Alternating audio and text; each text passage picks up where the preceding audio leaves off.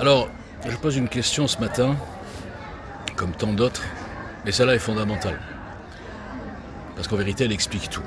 Je ne cesse depuis 3 ans maintenant de vous dire, toujours bien sûr dans un boycott organisé, alimenté, une censure totale, que l'explication se trouve dans les deux plans connectés, les deux plans mondialistes, connectés. Alors entre parenthèses, anti-sioniste, anti-christianisme, parce que le christianisme est la cible principale des francs-maçons. Et cette religion mondialiste, européo-mondialiste, transhumaniste, immigrationniste, etc., qui est une dictature idéologique que nous subissons vraiment gravement en France, eh bien, sa première cible, c'est pas les juifs, sa première cible, c'est le christianisme. Donc, et si on veut aller plus loin, on va dire la civilisation judéo-chrétienne, que beaucoup contestent parce qu'ils n'ont même pas compris la mission de Jésus et qui est Jésus. Ça, je parle d'une petite partie des catholiques tradis, on va dire. Donc, la réponse, elle est là, et elle explique absolument tout ce que nous subissons. Elle explique pourquoi 100% des médias, par exemple du service public, sont sur une ligne haine de soi, anti-Occident, soi-disant anti-raciste, mais par contre on nie complètement le racisme anti-blanc justement, et sur une ligne repentance, et sur une ligne ringardisation du sentiment patriotique, qui est un sentiment tout à fait honorable. Ça, c'est 100% des médias publics, en tout cas depuis 1980. Ensuite, puis bien sûr, quelque part, il y a un petit fond d'antisémitisme et déguisé en antisionisme. Vous savez, c'est opinion politique. Comme si ce qui se passait sur ce petit bout de terre, c'était leur seule occupation. Dans la terre entière, il y a plein de petites guerres, de petits machins, de massacres, ils n'en parlent pas. Non, c'est là-bas que ça se passe. Bon, bref. Et donc j'explique que si on comprend que les deux plans mondialistes sont absolument connectés, qu'il y a une complicité totale, d'ailleurs là dans l'actualité vous avez pu le voir, ce qui est sorti, sur Obama par exemple, tout ce clan Obama, Clinton, etc., qui a subventionné le régime des Mollahs à coût de centaines de milliards de dollars, entre autres, mais bon il y a plein d'exemples, je ne vais pas passer l'exemple, je vais parler globalement du problème global justement. Comment se fait-il, la question de base, qu'en Occident, il y ait tant d'occidentaux dans la haine de soi, finalement qui ont suivi un petit peu la ligne même de l'éducation nationale depuis 40 ans, des médias bien sûr, globalement de tous ces petits influenceurs qui sont mis en avant et qui sont souvent soi-disant considérés comme des résistants, alors qu'en fait ils alimentent cette haine d'abord du juif, mais cette haine de l'Occident, et ils sont prêts à se compromettre et à pomper les mollahs, comme on le voit actuellement. Alors je disais il y a quelque temps qu'il y avait eu 3 filtres. Avant la guerre d'Iran, je parlais de 2 filtres. C'est-à-dire les réactions après le pogrom du 7 octobre, où on a vu sortir du bois des gens que je ne soupçonnais même pas d'être à fond dans cette idéologie antisémite et sur le mensonge palestinien, on va dire. Et puis après, il y a eu le retour de Trump. Le retour de Trump, je l'avais annoncé avant qu'il arrive. J'avais dit, vous allez voir, pour l'instant, ça se passe comme ça, mais quand Trump va revenir, vous allez comprendre la différence. Et quand on a vu les réactions du retour de Trump, c'est-à-dire 100% des médias mainstream qui continuent d'ailleurs à le diaboliser, le psychiatriser, le faire passer pour un fou, etc. Et puis vous avez aujourd'hui dans la guerre d'Iran le 3e filtre. Le 3e filtre, dites-vous bien une chose, tous ces influenceurs, cette fausse dissidence qui est alimentée, parfois même fabriquée par le système dont je suis le seul à parler, que je suis le seul à démonter, et bien sûr moi, je suis bien sûr boycotté partout. Je repose la question, comment se fait-il que le mec qui détruit soi-disant les grands méchants du système, enfin anti-système plutôt, soit plus boycotté, invisibilisé, censuré que les soi-disant grands méchants? Je répète tous les jours, tant que vous ne comprendrez pas ça, vous ne comprendrez pas. Vous ne comprendrez rien en fait. Donc je pose la question, comment se fait-il qu'on en arrive à une situation où dans les pays occidentaux, on a autant de collabos? Alors, bien sûr, des collabos par ignorance, parce qu'ils ne connaissent pas l'histoire de l'islam, ils ne connaissent pas l'histoire même de l'esclavage. Vous savez, les blancs sont méchants, esclavagistes, mais personne ne leur dit que c'était les noirs qui livraient les noirs. On leur dit pas que l'esclavage était un truc commun, même entre Noirs, même entre Arabes, etc. Et puis que les Arabes ont fait pareil pendant 1200 ans, sur les Noirs, et même sur les Blancs d'ailleurs. Hein, vous savez, les harems étaient remplis de femmes blondes. Hein. Donc, on a tellement trafiqué l'histoire, enfin les mondialistes ont tellement trafiqué l'histoire pour faire accepter l'invasion, pour faire accepter l'islam, pour faire accepter la soumission, et en parallèle, ils ont créé des hommes soja. Vous croyez que c'est un hasard, cette promotion de l'homosexualité, cette promotion du transgenrisme, cette promotion de la masculanisation, waouh, c'est compliqué ça, de la femme et la féminisation de l'homme? Vous croyez vraiment que c'est un hasard? Aujourd'hui, les mondialistes ont décidé que la virilité, la violence, les menaces et tout doivent être réservées aux Arabes et aux Noirs. Et les Blancs doivent fermer leur gueule parce que s'ils répondent, c'est eux les méchants, c'est eux les fachos, c'est eux les racistes.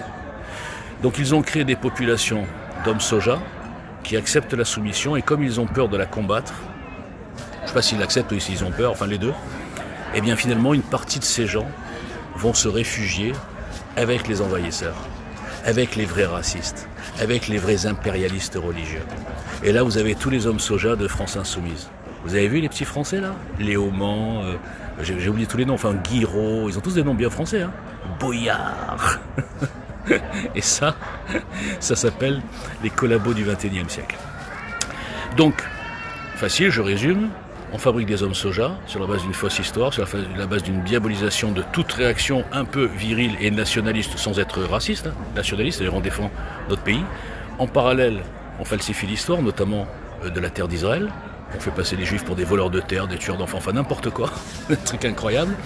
Même des colonisateurs, c'est bien la première fois dans l'histoire du monde que le peuple d'origine d'une terre qui en a été chassé, dont on a changé même le nom de sa terre, revient et on dit « Ah, il colonise hein ». Et pendant ce temps, l'islam c'est les victimes. Hein, l'islam qui a colonisé, qui a converti de force par l'épée, même l'Iran. Pareil, hein, parlons un peu de l'Iran. On parle de l'Iran, mais attendez, l'Iran est islamiste, déchaîné, on veut tuer Israël, etc. Depuis quand? 79 ? Avant 79, c'était un pays musulman normal, qui n'avait pas comme seule obsession de faire une bombe atomique pour détruire un autre pays. Vous voyez ce que je veux dire? Donc quand les gens vous font passer l'Iran pour un pays islamiste depuis la nuit des temps, c'est faux. Le peuple perse était un peuple ami des juifs, et même le peuple iranien, quand ils arrivent à faire passer des vidéos, ce qui est rare, hein, dans cette grande démocratie qui a coupé Internet, eh bien ils disent, le peuple iranien n'a rien contre Israël, c'est les dirigeants malades mentaux qui ont préféré investir tous leurs milliards dans l'armement, dans le machin, et pendant ce temps leur peuple, ils crèvent pas la dalle, pas exagéré, mais enfin, était, bon, ils vivaient dans... Ils auraient pu être en meilleure situation financière, je veux dire. Mais tous ces gens, même Gaza, c'est pareil.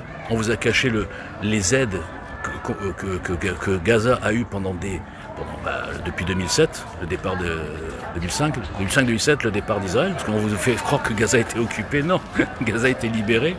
Et même Netanyahou, bon, il a fait ça par stratégie, là, il s'est planté. Il laissait le Qatar notamment financer le Hamas.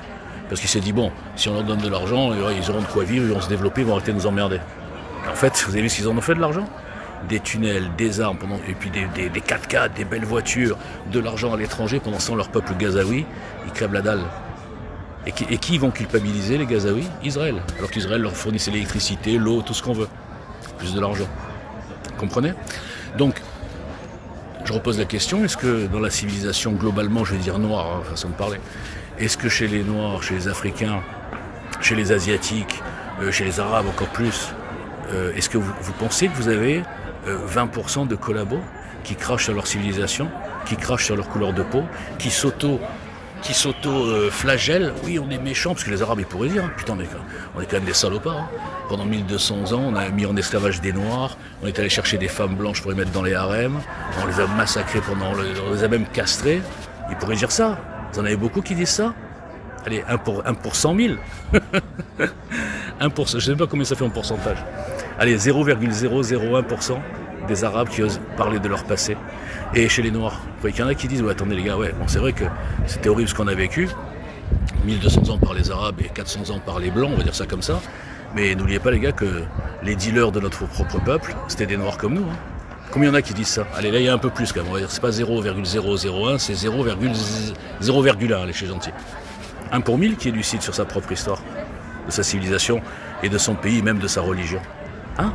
Et nous, pourquoi ici, il y en a 20% qui sont sur cette ligne autoflagellation, haine de soi. C'est 40 ans de propagande, 40 ans d'éducation nationale où on a dit aux Français, ouais, vous c'est la collaboration, ouais, vous c'est la colonisation, ouais, vous c'est les guerres, machin, enfin bref. On a dégoûté les Français, enfin une certaine partie des Français fragiles bien sûr, et des ratés souvent, des ratés qui veulent redistribuer les cartes. On les a dégoûtés de la France. Pourquoi ? Pour tuer tout sentiment national, pour tuer toute civilisation, on va dire, ou nation tout simplement. C'est ça le projet des mondialistes. En parallèle, ils tuent aussi la famille, avec sur les mœurs une propagande qui veut finalement tuer la famille. Et après on nous dit, bah attendez, les gars, regardez, on n'a plus de natalité, bah c'est normal, tu as tout fait pour. Et bah donc il nous faut des immigrés avant, il nous faut des immigrés, on a 6 millions de chômeurs, toutes catégories confondues. On a des gens dans la rue qui dorment dans des tentes, on ne sait même plus où les mettre. Pendant ce temps, les Français attendent des logements, ils n'en ont jamais parce qu'il y a des priorités. Les priorités, c'est les Palestiniens, il y aura peut-être même les Iraniens, on ne sait jamais. Les Afghans, n'importe quoi. Les Soudanais, n'importe quoi. Moi, j'ai rien contre ces gens-là. Mais qui les fait venir ? C'est même pas eux les responsables. C'est nos dirigeants qui font une fausse lutte contre l'immigration, une fausse lutte contre la sécurité, une fausse lutte contre l'islamisation et une fausse lutte contre l'antisémitisme. Et ça, je me sens vraiment concerné. J'ai fait un tweet extraordinaire hier où j'ai pris 10 points au hasard. Retweeté par combien ? 4 personnes ? Hein ? La vérité vous fait peur. Même les gens qui sont d'accord avec moi, ils ont peur. Pourtant, ça s'appelle de l'incassable, comme tout ce que je fais depuis 7 ans. Donc quand vous comprenez que le système a fabriqué des lâches, a fabriqué des collabos, a fabriqué des haines de soi en vérité, et tous sont dans la combine. Il y en a qui sont sincères. Attention, il faut être honnête. Il y en a qui sont sincèrement convaincus. Et puis il y a tous les pervers qui les manipulent. Comme par exemple Mélenchon. Par exemple, il y en a plein. Et puis après, il y a les autres pervers de la fausse dissidence, ceux dont je viens de parler juste à l'instant dans mon dernier tweet, qui sont sur une ligne quelque part, d'abord antisémite, ça c'est la base, sans l'antisémitisme, vous ne pouvez pas être résistant en France, vous savez ça. Mais aussi quelque part anti-occident.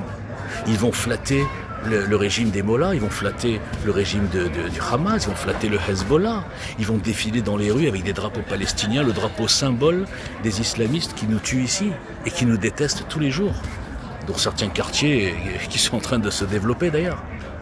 Donc quand vous comprendrez le problème psychologique et que c'est certainement pas avec les soi-disant dissidents qu'on a, qui sont des collabos, et encore moins malheureusement, pas encore moins, pareil, avec les politiciens soja que nous avons, les politiciens même soi-disant de droite qui se sont soumis, ils ont peur de sortir du système, ils n'ont pas compris qu'il fallait renverser la table.